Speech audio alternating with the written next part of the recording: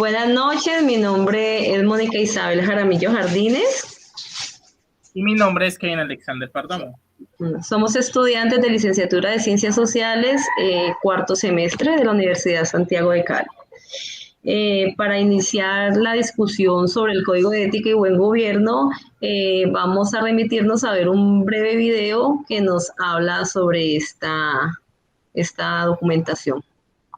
Aunque la señora Ética es muy seria, también les cuento que es muy bonita e importante. Imagínense, tiene su propio código. Así como lo oyen, se llama Código de Ética y de Buen Gobierno. ¿Qué les parece? Suena distinguido, ¿cierto? ¿Que para qué sirve? Nada más ni nada menos que para regular las actuaciones de todos los profesionales, para proteger a las organizaciones y a sus integrantes. ¿Qué tal? ¿Alguien le ayudó a la señora Ética a elaborar su código? ¡Claro! El Gobierno Nacional invitó a las entidades públicas y privadas a que establecieran unos mandatos de ley o condiciones propias, coherentes con los requerimientos y principios de cada una, pero con ideas comunes. Bueno, ¿y para qué sirven estos mandatos de ley o condiciones? Para fijar los estándares de comportamiento de las personas de una empresa u organización. ¡Claro! Sin fomentar la cultura de la obligación, sino más bien la autorregulación y la conciencia social. Busca convertir nuestro comportamiento diario de honestidad en una rutina, al actuar con actitud responsable. Bonito, ¿cierto?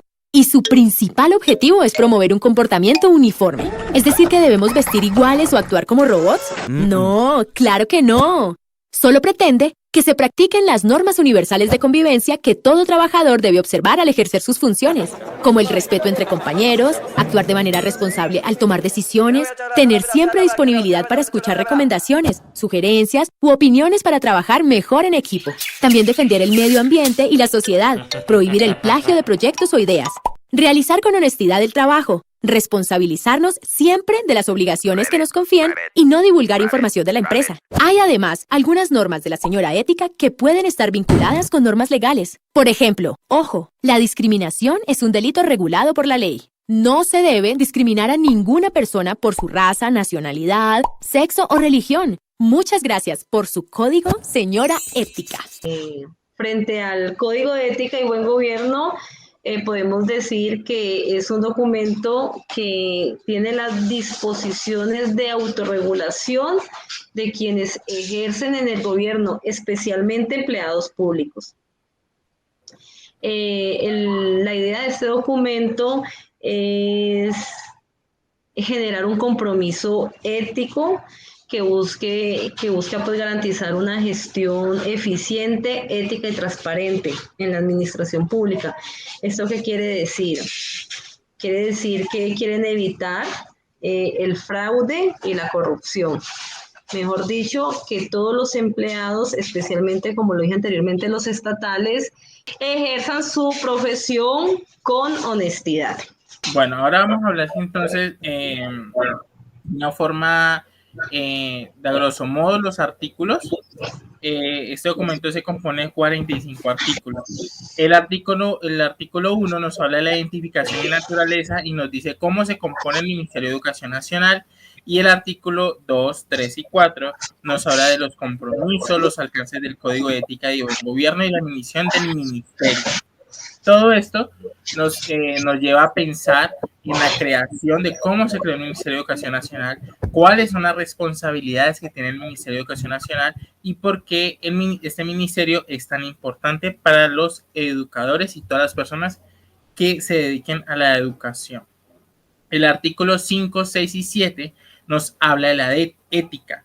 Nos habla, por ejemplo, de los principios éticos que de forma general habla de que el bien general tiene que prevalecer por encima del individual, ¿sí? Entonces, todas las decisiones, todos los recursos económicos, incluso que maneja el Ministerio de Educación Nacional, deben estar dirigidos a bienes colectivos, a intereses colectivos y no a intereses individuales.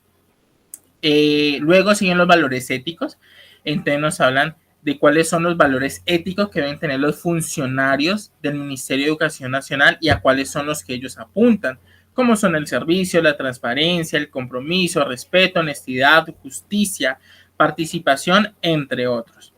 Y el artículo 7 ya nos habla de las directrices del Ministerio de Educación Nacional, directrices éticas. Luego sigue una parte del documento que nos nos lleva a las políticas de buen gobierno para el Ministerio de Educación Nacional. ¿Cuáles son esas políticas que tiene el Ministerio de Educación Nacional para su dirección? Entonces, vemos que el artículo 8, 9, 10 y 11 nos hablan de esto, y entonces hablan del funcionamiento y los fundamentos de gestión del buen gobierno, el compromiso con los fines misionales que tiene el Ministerio de Educación Nacional, además el compromiso que tiene con la sociedad, que es el artículo 10, que es un artículo al cual queremos enfocarnos y desarrollar más adelante, y la responsabilidad con el acto de la delegación. Ahora, el artículo 2 y 13 nos habla de esos órganos de control que existen dentro del Ministerio de Educación Nacional y que regulan las políticas de relación con órganos de control externos fuera de él y compromisos con órganos de control. Y del artículo 14 al 18 nos habla de las políticas administrativas y de gestión, y entonces nos habla de compromiso con la integridad, compromiso con la promoción de prácticas de buen gobierno, la colaboración interinstitucional con la promoción de prácticas de buen gobierno, compromisos en la protección de la propiedad intelectual y derechos de autor, que es algo, este artículo es muy importante, y el artículo 18, compromiso frente al control interno. Bueno, ya de los artículos del 19 al 45 abarca en sí todas las instituciones públicas del Estado, ¿sí? Pero nos vamos a enfocar a algo muy importante también, es que en los últimos artículos, Kevin, por favor, si puedes avanzar, habla de la resolución de conflictos, ¿no?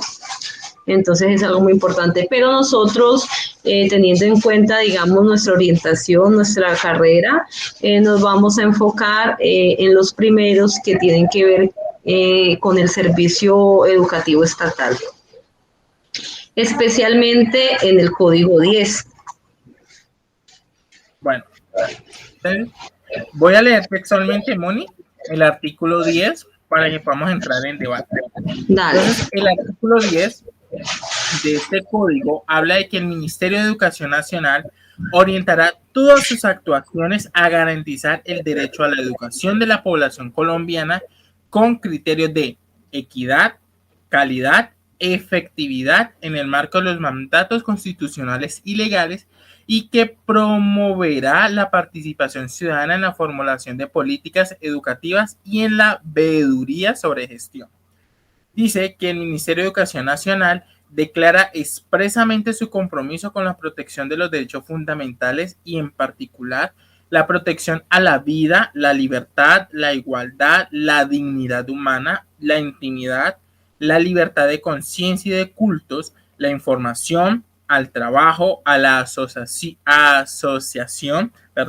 al respeto y a la naturaleza y a la participación ciudadana.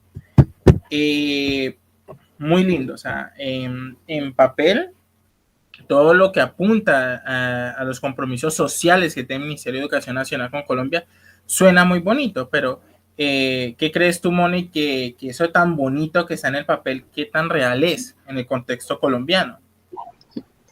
Pues definitivamente es evidente que solamente está, como tú bien lo dijiste, es escrito en un papel. Es visto que la educación no es igualitaria, no es ofertada en las mismas condiciones para toda la población. Sabemos que hay lugares de Colombia que están total y absolutamente olvidados por el Estado.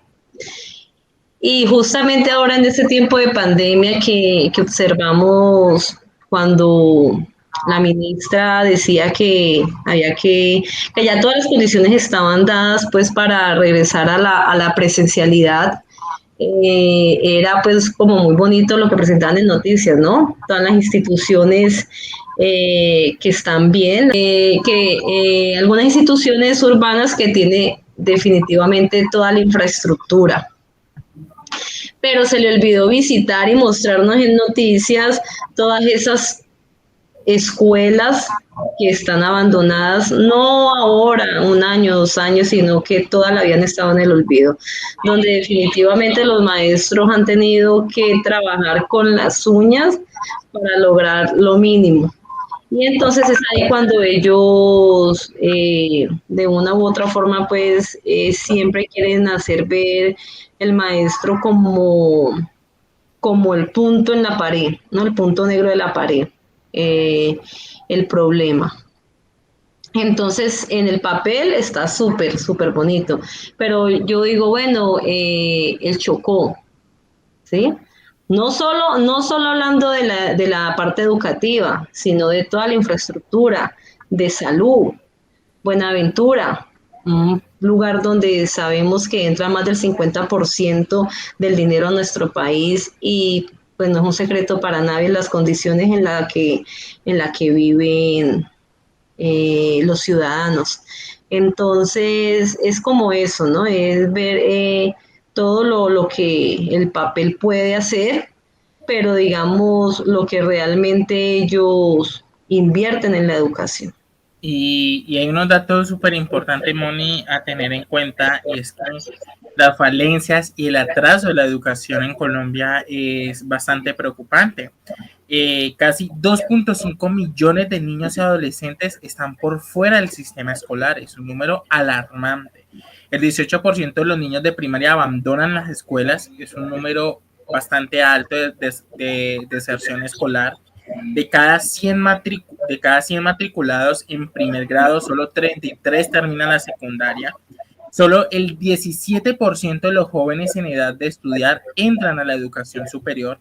Solo el 9% de los matriculados provienen de los estratos 1 y 2, mientras que el 52% de los universitarios pertenecen a una familia de estrato 5.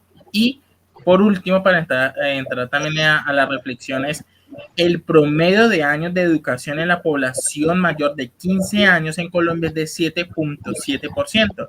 Es igual que tenían los países desarrollados en 1970.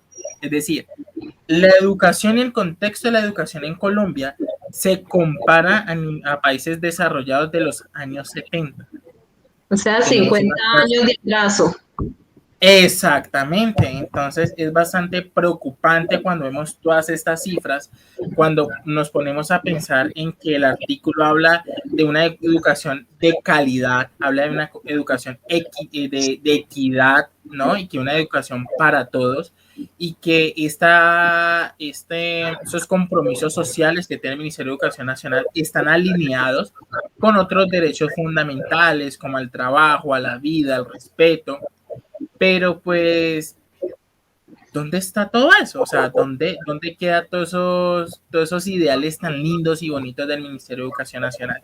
Tenemos un problema claro, un problema latente, y creo que lo primero que tenemos que hacer es visualizar ese problema, no esconderlo, no hacer lo que tú comentabas, Moni, de que salen los ministros, salen los que pertenecen al gobierno, y dicen, no, es que todo está listo, todo está en posición para que se inicien clases, para que en Colombia se está dando una educación nacional, se está dando una educación de calidad, pero no es cierto, no es cierto. Hay municipios de Colombia, como ya lo mencionaba Mónica, donde la educación es paupérrima, ¿sí? Donde la educación no alcanza los estándares básicos que el mismo Ministerio de Educación Nacional han implementado, ¿sí?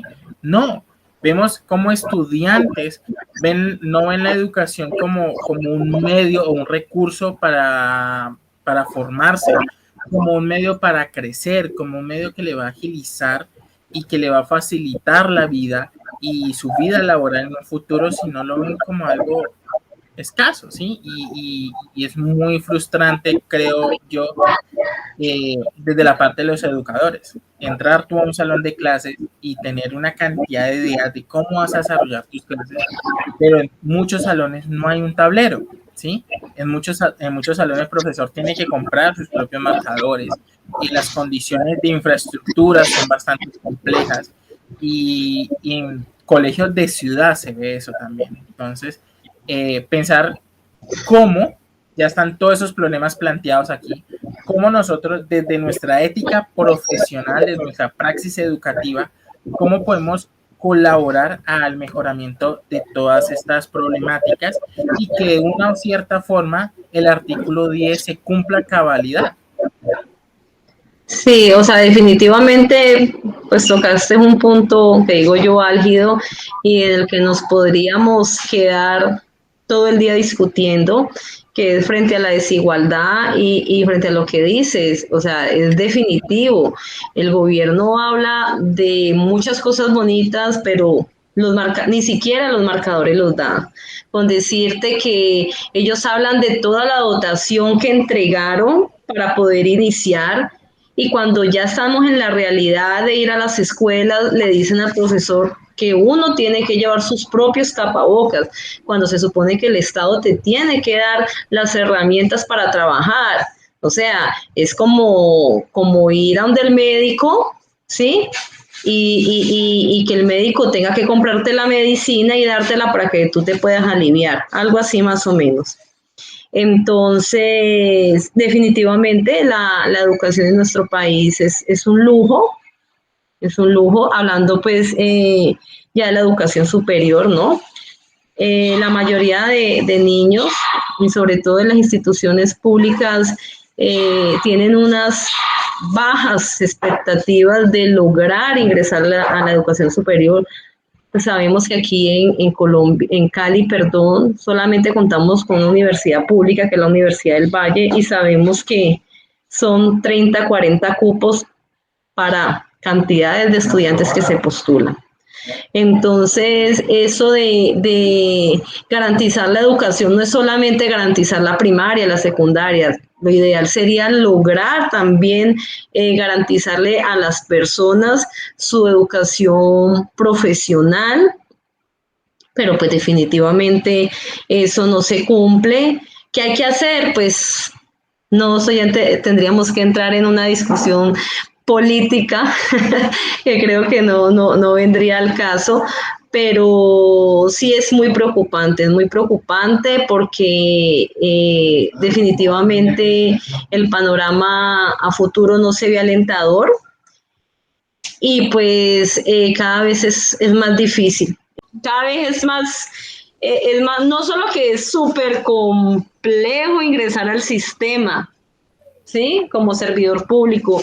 Definitivamente yo pienso que el Oportunidades. Estado, sí, definitivamente yo pienso que el Estado lo que quiere a muy corto plazo es privatizar la educación y eso es muy delicado. Es muy delicado porque si ahora con gratuidad es complejo, imagínate donde la privaticen, ¿sí? El Estado con su ampliación de cobertura, poco a poco le ha ido quitando a las instituciones educativas públicas los estudiantes y al no haber estudiantes se pierden plazas y al perderse plazas pues se va reduciendo los salones hasta que va a llegar a un punto que definitivamente no van a poder sostener cantidad de maestros porque según ellos no hay la población suficiente para, para atender. Entonces sí considero que el panorama pues es poco alentador como está ahora. En nosotros, ¿qué está? Pues trabajar con empeño desde niños, eh, con lo que hay, eh, trabajar sobre todo en la parte social y la parte de elegir y elegir bien, ¿no? Como dice un dicho que pueblo que olvida su historia, que no la conoce, está condenado a repetirla.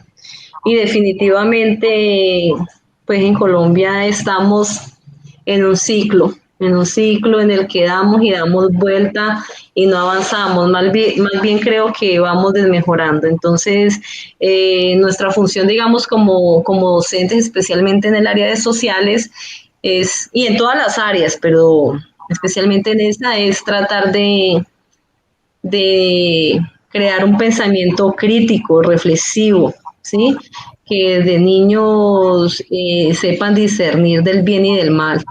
Y a su vez, de acuerdo a su criterio y a su formación, elijan, pero elijan a conciencia, lo que elijan, pero que lo elijan porque creen que es lo conveniente y no, pues como vemos ahora, por unos cuantos pesos o por un puesto o por, como se dice vulgarmente, por un tamal, ¿no?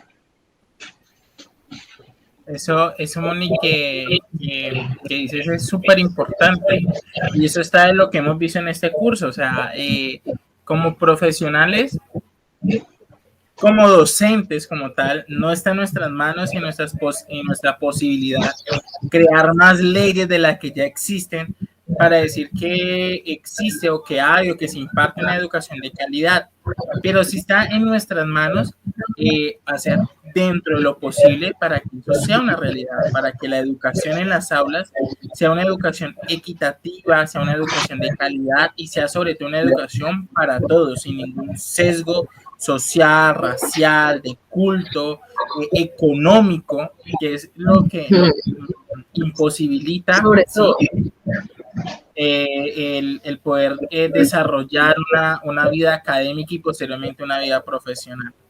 Imagínense cuántas personas tienen el anhelo en su corazón y en su anhelo profesional de estudiar una carrera universitaria, pero las condiciones no existen. Y creo que una de esas barreras es porque lo que ya mencionaba Mónica, y es que la educación se quiere privatizar y es porque la educación se ha venido viendo, al igual que la salud y al igual que muchos derechos fundamentales, como negocios. Entonces, cuando la educación es vista como un negocio, pues se atrofia todos los ideales y todo lo lindo que queda en el papel. Recordar como educadores la importancia de la ética, ¿sí? Conocer estas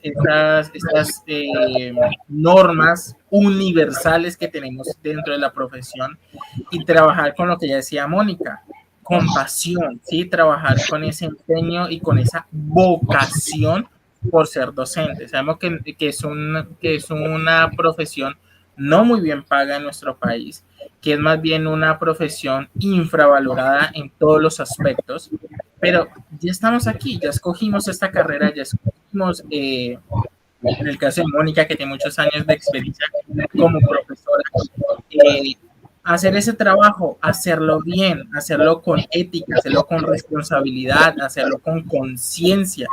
Y eso mismo poderlo impartir a nuestros estudiantes, ¿sí?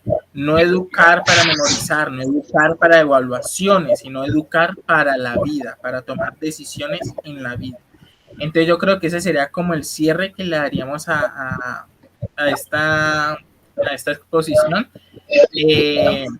De todo lo que habla los códigos, creemos que deben haber unos más centrados, ¿sí? Hacia la parte, hacia la figura del docente en el aula, porque habla mucho del ministerio, pues, pero se olvida que existe un actor importante dentro del Ministerio de Educación, y aparte de ser el estudiante, es el docente. Entonces también debe haber una parte que hable como el docente, de la praxis del docente. Entonces, pero nos quisimos entrar en el artículo 10, que nos pareció muy bonito, nos pareció muy romántico, nos pareció muy chévere, pero pues cuando investigamos, cuando vamos a la experiencia y a la realidad y al contexto colombiano, vemos que no se aplica, o no al menos en todos los casos, sino que llegamos a la conclusión, que es repetitiva una y otra vez: la educación en Colombia es un privilegio.